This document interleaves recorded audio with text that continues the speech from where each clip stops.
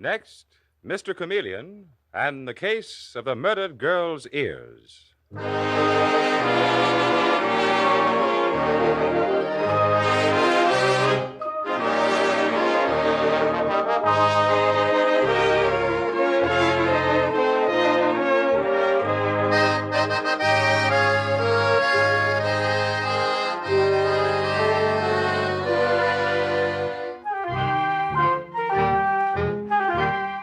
Tonight, we again present the famous Mr. Chameleon of Central Police Headquarters in his famous cases of crime and murder. Brought to you by the makers of genuine Bayer Aspirin. Mr. Chameleon, as you know, is the famous and dreaded detective who frequently uses a disguise to track down a killer, a disguise which at all times is recognized by the audience. Tonight, we give you Mr. Chameleon in the case of the murdered girl's ears.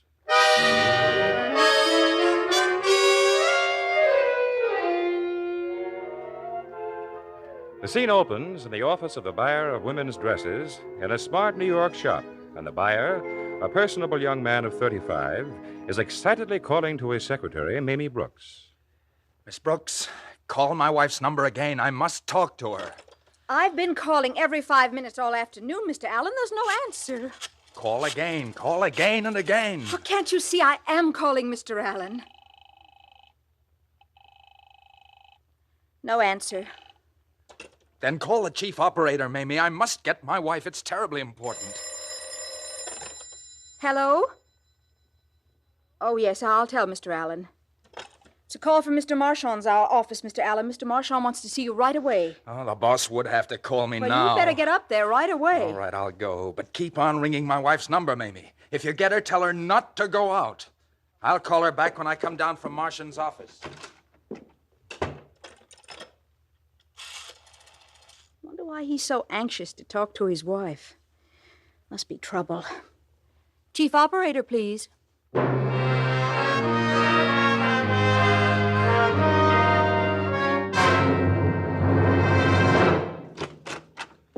You wanted to see me, Mr. Marchand? Come in, Alain. Sit down. I've something serious to talk to you about. Serious? What? Your wife, Alan. It's a delicate subject, but... My wife? Listen, Alan, you are the best buyer this store has ever had, and I'd hate to lose you. What are you talking about? I have a report, Alan, that your wife has been in your office several times lately and raised devilish rows about your secretary, Mamie Brooks. Oh, she's jealous of Mamie, and it's ridiculous. I don't know how to stop her. Sometimes I think she's mad. Well, I do not know anything about that, Alan. Tell your wife to stop or you will have to go. Look here, Marchand. Let's quit kidding. What? You may think I don't know that you've been meeting my wife outside, but I do. Because my wife told me. Get that, Marchand. I know. And you needn't fire me. I'm getting out. Now, don't get excited, Alan. Let me explain.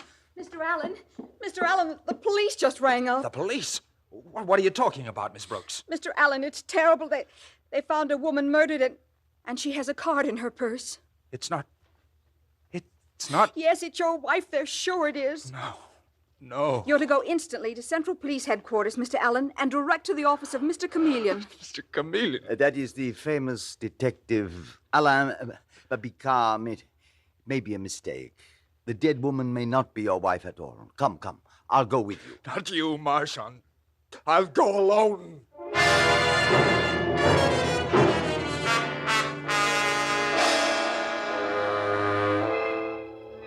And at the same time, in Central Police Headquarters, we find Mr. Chameleon, the astute and dreaded detective, standing over the body of a girl in the morgue.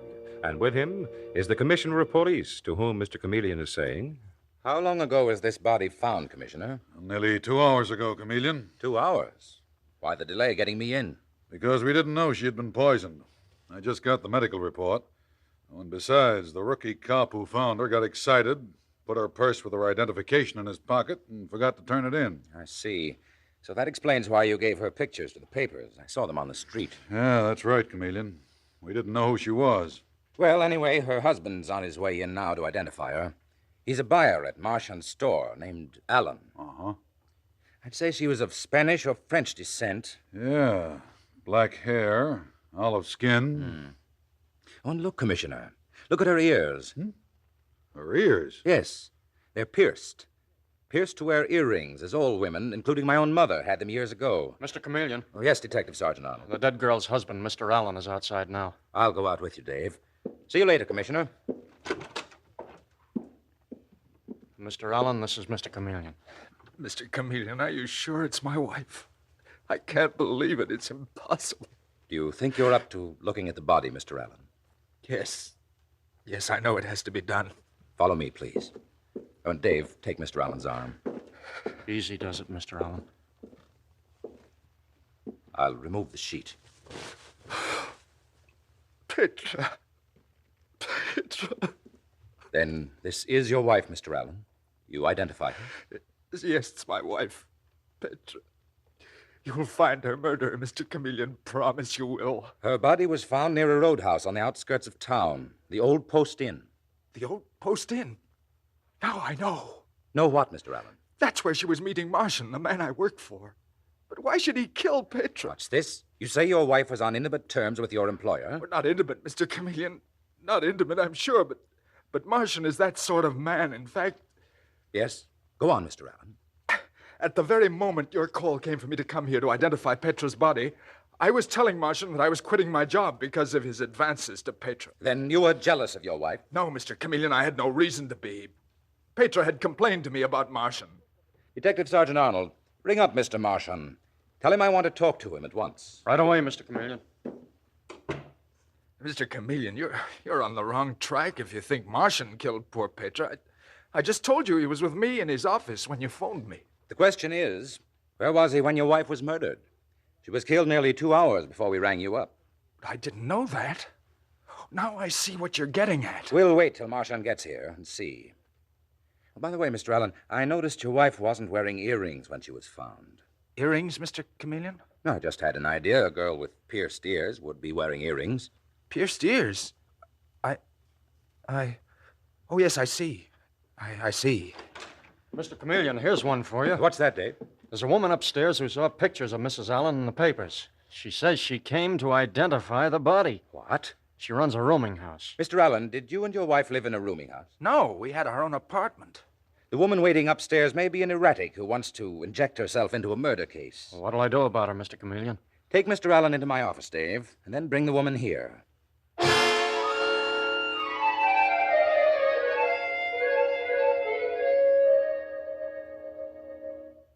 You say your name is Mrs. Lizzie Clocker, and you positively identify this murdered girl as a roomer in your house. That I do.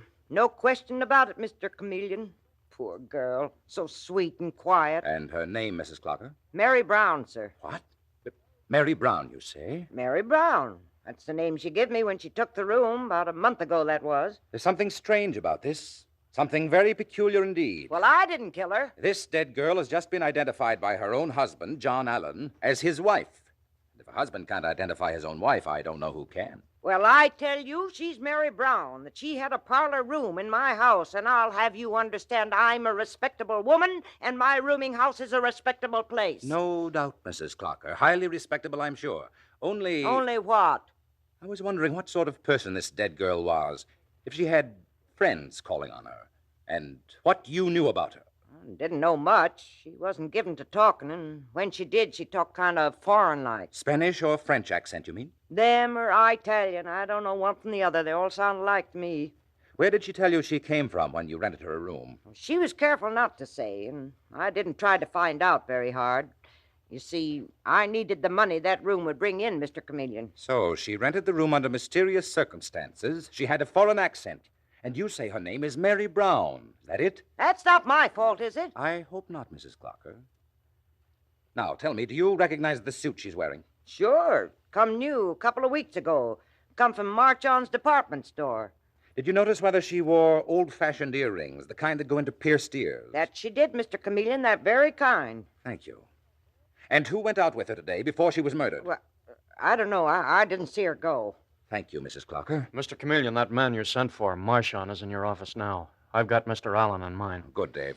And, Dave, when Mrs. Clocker leaves, send an officer with her with orders not to permit anyone to enter or leave the room Mrs. Clocker says was occupied by the murdered girl, whom she identifies as Mary Brown. Say, listen... Dave, you'll find me talking to Mr. Marchand in my office.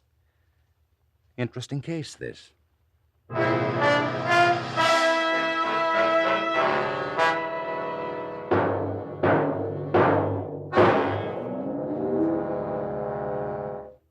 Sorry if I've kept you waiting.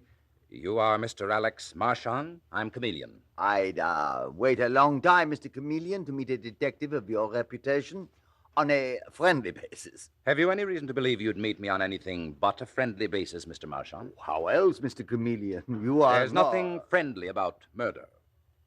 And nothing particularly friendly when the wife of one of the chief men in your department store has been murdered.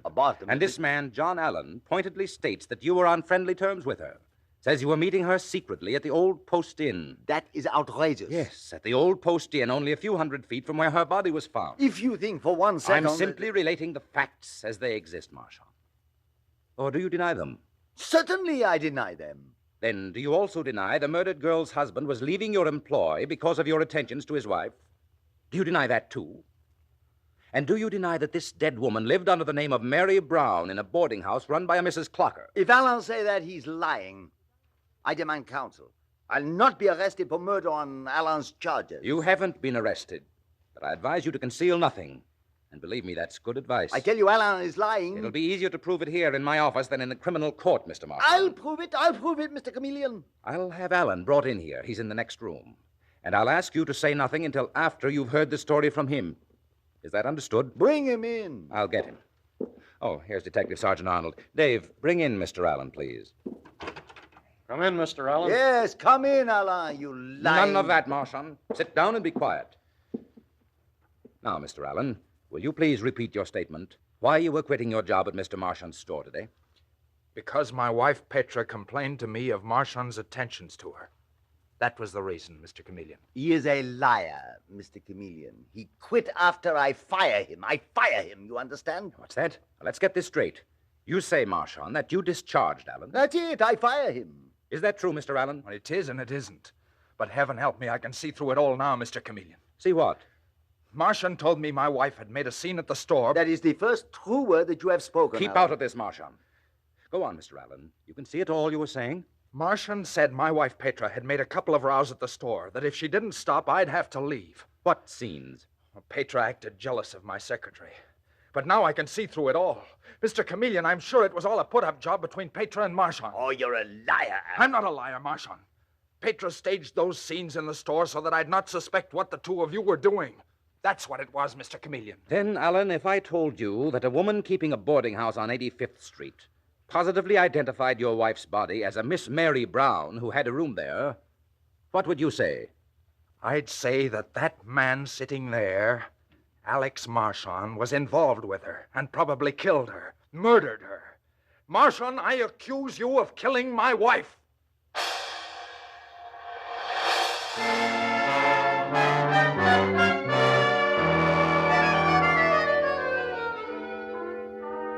Mr. Chameleon and the case of the murdered girl's ears continues in just a moment. When you're suffering from an ordinary headache, neuritic, or neuralgic pain, you want two things. First, you want something that will give you fast relief. And second, you want something that will give you dependable relief. So listen. People everywhere know that because it's actually ready to go to work in 2 seconds, Bayer aspirin provides fast relief. And they know that because it's gentle to the system, it also provides dependable relief.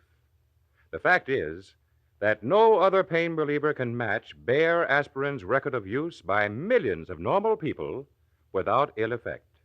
And that means that of all pain relievers, Bayer aspirin is one you can take with complete confidence. So when you have a headache, don't experiment with drugs that have not been proved by years of successful use. For the two most important kinds of relief, the fast relief you want and the dependable relief you need, do as millions do. Be sure with Bayer aspirin. When you buy, ask for it by its full name, Bayer aspirin, not just for aspirin alone. Get the 100-tablet bottle, and you get Bayer aspirin tablets for less than a penny apiece.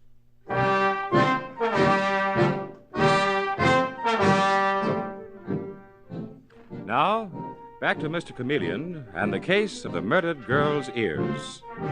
Petra Allen, also identified as having a room at a lodging under the name of Mary Brown, a girl of French or Spanish extraction, has been found poisoned. And Mr. Chameleon is questioning her husband, John Allen, and the man with whom she was said to be too friendly, Alex Martian.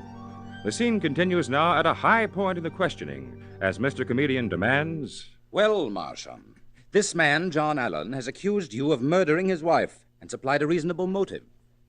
Now, where were you at the time of the murder? At 1 o'clock. I was driving back to my office. Back from where, Marchand? And don't lie, it won't work. I'll tell you the whole story. I know it sounds funny, but it is true, Mr. Chameleon.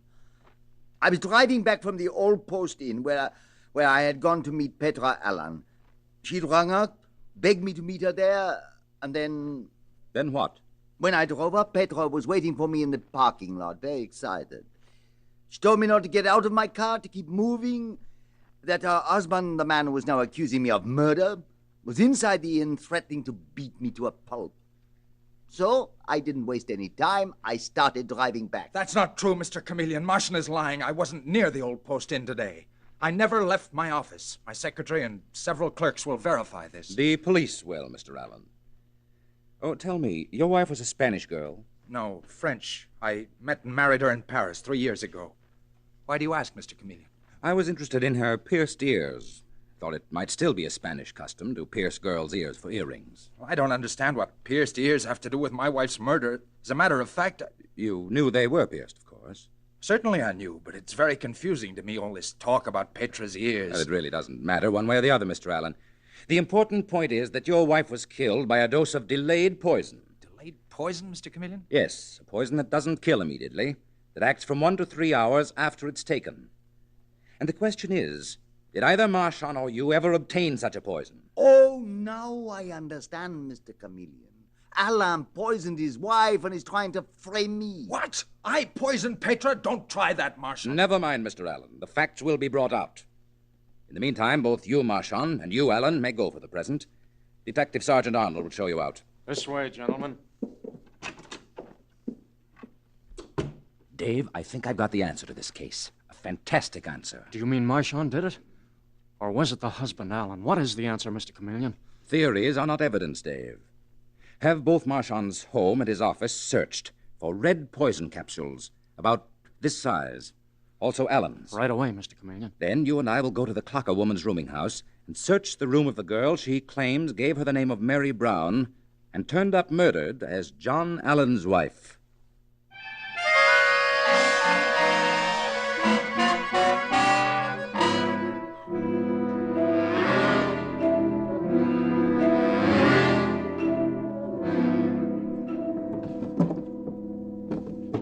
Let's open this other chest of drawers, Dave. Okay, Mr. Chameleon, but it looks like the murdered dame didn't have much stuff here. Dave, this is what I'm after. These earrings, you mean, Mr. Chameleon? The old-fashioned kind that can only be worn by a woman with pierced ears. Well, Dave, look. That photograph stuck under those handkerchiefs. It's a picture of 2 kids. Let me have it, Dave. I'll put these earrings and the photograph in my pocket. Strange she'd have only 1 pair of earrings. Well, now we'll beard the Clocker woman in her den. She's in the kitchen. Officer Foley's outside keeping an eye on her, Mr. Chameleon. Oh, it's you, Mr. Chameleon. What do you want? Mrs. Clocker, I'll trouble you for the jewelry you took out of Mary Brown's, or rather Mrs. Allen's room, before you so kindly came to police headquarters to identify her body this afternoon. I didn't take anything out of her room. Come now, Mrs. Clocker, let's have it. Say, mind who you're accusing of being a thief. Well, let's put it this way, then. You took it and hid it away so somebody wouldn't get in and steal it while you were out of the house. I'll settle for that, Mrs. Clocker, and say nothing. Otherwise... Well, that's exactly what I did do, Mr. Chameleon. Terrible if the murdered girl wasn't Mary Brown and come back and found some of her things gone. I put a pair of earrings in that broken teapot on the top shelf. Yeah, here they are. Not worth anything. They're worth somebody's life, thank you, Mrs. Clocker. Now, let's straighten out some of those other statements you made to me. What statement? You evaded answering when I asked you if your murdered boarder had any visitors. I never said she did or didn't. Did Alexander Marchand pay you to keep your mouth shut? I don't know any Alexander Marchand. We'll see. Then who did pay you to keep quiet about Mary Brown's or Mrs. Allen's friends, visitors? Nobody paid me anything. All right, then. Now, tell me who left this house with the murdered girl today. Told you, I didn't see her leave, Mr. Chameleon. I think a few hours in the cooler might loosen this baby up, Mr. Chameleon. That's an idea, Dave. Well, she left in a car. With whom? You better tell Mr. Chameleon who the guy was. I think I know. Well, smart cop, it wasn't a guy, it was some dame, and that's all I know. The thing to do is pinch this woman, Mr. Chameleon. Turn her over to Officer Foley, Dave. I've got to move. Fast.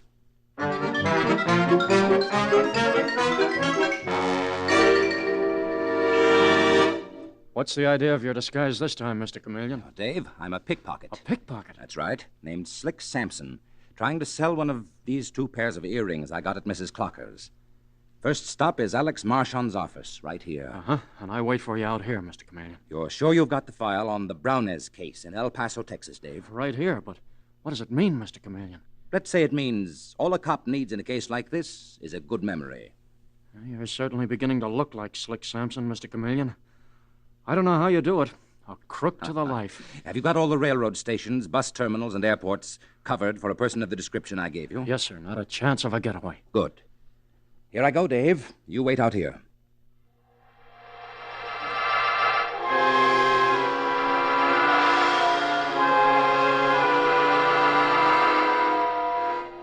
And so we hear Mr. Chameleon, in the disguise of a pickpocket, Slick Sampson, saying to Alex Marchand, Ain't that a laugh, Mr. Marchand? Like I said, I'm a pickpocket, see? And I'm in a subway station, and I hear this smart Dick Chameleon blowing off to another Dick name of Arnold, saying as how this pair of old-time earrings would put you in the electric chair. Me? Me in the electric chair? That was it. So I nipped the earrings off the great Chameleon himself. What a laugh. For $500 they're yours, Mr. Marchand. I'd say 1,000, but it's worth the difference to get the laugh on Chameleon. Okay with you? Oh, they are not worth $10. But I'll give you the 500. I don't know why I'm doing this. Maybe it's just to get a laugh on Chameleon, Mr. Marchand. Ta-ta and bye-bye. Get anything out of him, Mr. Chameleon? $500 for the murdered girl's earrings, Dave. Well, aren't we pinching him? The case isn't quite over yet, Dave. I'm going to the murdered girl's husband, to Allen now, and try to sell him the other pair of earrings, in disguise. Okay, I'll run you over to Allen's. No, wait here a few minutes. Then bring Marchand to Allen's. I'll be there waiting, disguised as Slick Sampson. When Dave... Yes, Mr. Chameleon? If anybody's picked up at the airports or railroad stations, bring that person along as well.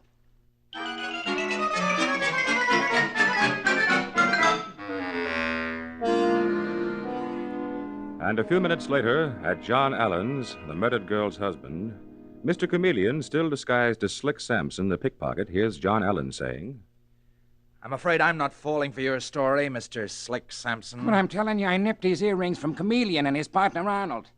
What a laugh. I fail to see anything amusing in your story. Why should I give you $500 for a pair of cheap earrings? Because Chameleon said you'd let it slip out that you didn't know your wife had pierced ears that'd take old-fashioned earrings. And that would put you in a chair. Ain't that plenty enough, Mr. Allen? Better come through. And put myself in a suspicious situation? Not in this world, Mr. Whoever you are. Get out, you pickpocket. Evening, Mr. Allen. Who's this character? A crook and a blackmailer, Detective Sergeant Arnold. Arrest him. Martian, you here? What's the idea? I do not know, Alan. Detective Arnold bring me here. He say to meet Mr. Chameleon. Chameleon? Chameleon, you say? I'm Chameleon. You, Chameleon? Disguised as a crook who was trying to sell earrings? Oh, that's a dirty trick. I don't think Mr. Chameleon plays dirty tricks, Martian. Thank you, Mr. Allen. That's refreshing. What's the news at the terminals, Dave? Officer Foley, bring in the lady. Petra Allen! Oh, thank God you were not murdered. Petra, what does this mean? Release me. Let me go. Why have these policemen brought me here? I'll tell you why, Petra Allen. I arrest you as the murderess with your husband of your twin sister, Maria Brownez. No! Known at Mrs. Clocker's boarding house as Mary Brown. The twin sister you and your husband robbed in El Paso of everything she had, then disappeared. Don't try to pull that gun, Alan. Hands up. It's a frame. Marshall and Petra killed her. I didn't. My husband made me kill my twin sister, Mr. Chameleon. He did. He did. Don't move, Alan. Here's the file of the case from El Paso, and the description of the brother-in-law is you, Alan. I wasn't sure at first. I couldn't figure whether it was you or Marshall. It was Marshall. It was you, Alan. This photograph I found in the murdered girl's room settles it all. What photograph? What picture did you find? This picture of you and your twin sister as children, Petra. And on the back of it is written, Petra and Maria Brownes. Oh, our pictures. Your twin sister followed you here, Petra, after 3 years of searching. You, Alan, saw the girl in Martian's store buying a suit. Then what, Chameleon? you followed her, found the boarding house where she lived. Then your wife lured her out today, probably begging forgiveness for what you both had done to her, and then poisoned her. Here's the rest of the poison. Found in your apartment, Alan. That poison was planted on me by my wife and Marshall. That's what happened. Not at all. You falsely identified the dead girl, Alan, your wife's twin, as your wife, which was part of your murder scheme. And we picked up your wife off a ship sailing for Buenos Aires tonight. Where she was going to wait for you to join her, Alan. Isn't that the fact, Petra? It's no use, John. It's true. It's true, Mr. Chameleon. Your mistake was this, Alan. You let it fall that you didn't know your supposed wife had pierced ears. Our mother did that. She put earrings on my twin sister Maria so she could tell which of us was which, Mr. Chameleon. So that was it, Petra. And the rest of your mistake, Alan, was when you told me your wife was French. Petra's a Spanish name, not French. And that made me remember the El Paso case in a police circular years ago. That's all, Dave. Take them along. They were just a little too clever. The case of the murdered girl's ears is over.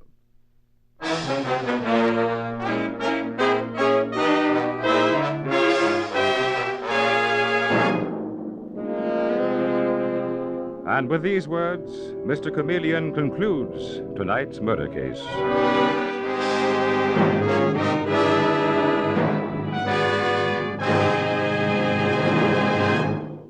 There's nothing as important as fast relief when you have an ordinary headache, neuritic, or neuralgic pain. And millions who want very fast relief use Bayer aspirin. For Bayer aspirin is ready to go to work almost instantly. Within 2 seconds after you take them, Bayer aspirin tablets start to disintegrate, and that's why relief comes so quickly. Remember this, and remember, too, that Bayer aspirin is one thing you can take with complete confidence. We say this because no other pain reliever can match Bayer aspirin's record of use by millions of normal people without ill effect. So for fast, reliable relief from headache or the pains of neuritis or neuralgia, use genuine Bayer aspirin. And when you buy, ask for it by its full name, Bayer aspirin, never by the name aspirin alone. Get the 100-tablet bottle, and you get Bayer aspirin tablets for less than a penny apiece.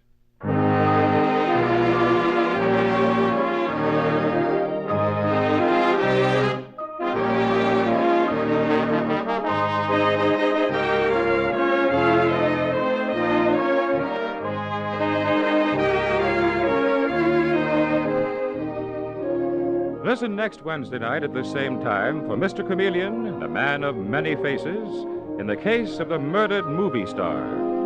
The part of Mr. Chameleon was played tonight by Carl Weber, who appeared for Carl Swenson, who is on vacation, with dialogue written by Frank Hummert, from the original story by Frank and Ann Hummert. Music directed by Victor Arden. Your announcer is Warren Sweeney.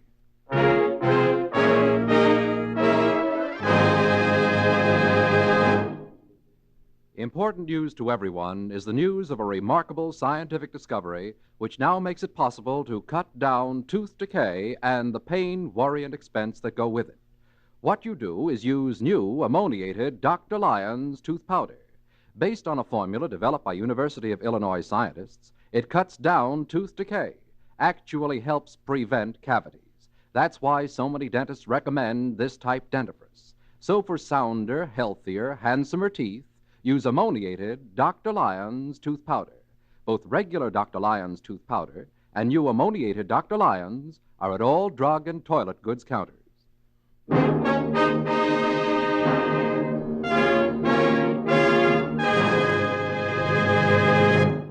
Listen for Mr. Chameleon in the case of the murdered movie star next Wednesday night at this time. This is CBS, where 99 million people gather every week, the Columbia Broadcasting System.